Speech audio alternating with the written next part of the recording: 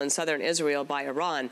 And Israel's defense minister also posting on X, the prime minister and I have instructed the IDF to intensify the strikes against strategic targets in Iran and against regime targets in Tehran in order to remove the threats to the state of Israel and to undermine the Ayatollah regime. The Israeli Air Force following orders striking dozens of targets in Tehran and throughout Iran. Eylon Levy is a former Israeli government spokesperson. He joins us now from Tel Aviv. And Eylon, the IDF defense minister also said about the Ayatollah, he should not be allowed to exist. As far as you understand, I know you're a former government spokesperson, but is that now the official position of the Israeli government?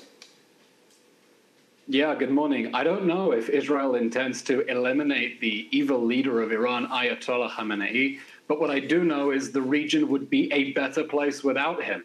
He is someone who has impoverished his own people, enslaved the whole Middle East in pursuit of his vision of destroying the state of Israel. And now that Israel controls the skies over Tehran, now that Israel has destroyed about 2/3 of Iran's launchers, now that Israel has killed the head of the Iranian military and his successor only 4 days later, I think he should be very careful before he continues more indiscriminate attacks against Israeli civilians. The Israelis have shown remarkable, extraordinary, astonishing capabilities, both through their intelligence and its military. And I'm wondering if time is on Israel's side now, or do you think the clock is ticking faster than you'd like? Yeah, it's a stunning turnaround what Israel has been able to do. I mean, imagine if the Allies controlled the skies of Berlin in September 1939. Israel is systematically destroying the Iranian regime's ability to continue waging war. It's knocked out its proxy armies, knocking out its ballistic missile launchers, knocking out its nuclear facilities. And Israel has made incredible progress against that regime that is an existential threat to Israel and is also threatening the entire region. And I expect what Israel is going to do, first you disarm the Iranian regime so it cannot continue shooting ballistic missiles at Israeli civilians, and then go for the massive blow against the Iranian nuclear program.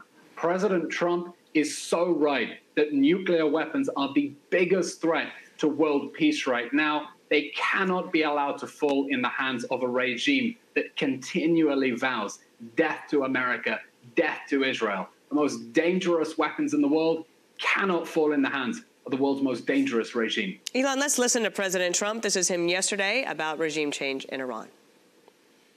Mr. President, on Iran, if regime change does happen there, if the regime falls, do you have a plan for what you think would happen? I have a plan for everything, but we'll see what happens.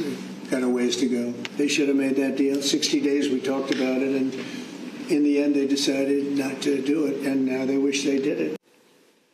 Eylon, I'll give you a quick final thought on where things are as we go forward today. You know, I think President Trump is a hero. What he has done in the Middle East to take on the Iranians and to bring peace to the Middle East is nothing short of extraordinary. And now that he is in the Situation Room with advisors, he has the chance to do the most heroic thing that any American president has done in the Middle East.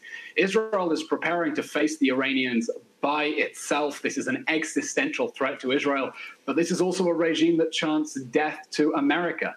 And if President Trump decides to get involved and take out Fordo, he can bring peace to the Middle East. Knocking out the danger of the Iranian regime will open the door to more peace and normalization in the entire region. And I can only hope that that day that we have peace in the region and the Iranian regime can no longer terrorize us is coming close. Eylon, thank you so much for joining us today. The president meeting with his National Security Council half an hour from